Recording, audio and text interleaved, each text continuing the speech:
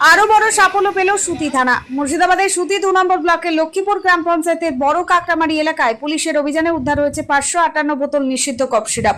Police সূত্রে জানা গিয়েছে, গোপন সূত্রে খবর পেয়ে 29 জুন সোমবার সন্ধ্যায় অভিযান চালানো হয়। অভিযানের সময় ঘটনাস্থল থেকে সুজন শেখ বয়স 33 বছর নামে এক ব্যক্তিকে আটক করা হয়। পরে তাকে গ্রেপ্তার করা হয়। ধৃতের বাড়ি সুতি 1 নম্বর ব্লকের সাদিকপুর গ্রাম পঞ্চায়েতের চাঁদনি চকহাট এলাকার মোল্লাপাড়ায়। ধৃতের বিরুদ্ধে প্রাসঙ্গিক ধারায় মামলা রুজু করা হয়েছে। পুলিশ এখন তদন্ত করে দেখছে এই চক্রের সঙ্গে আর কারা জড়িত। উদ্ধার হওয়া নিষিদ্ধ কফ সিরাপ কোথা থেকে আনা হচ্ছিল এবং কোথায় পাচারের পরিকল্পনা ছিল। ধৃতকে আদালতে পেশ করে 10 দিনের পুলিশি হেফাজতের আবেদন জানানো হয়েছে।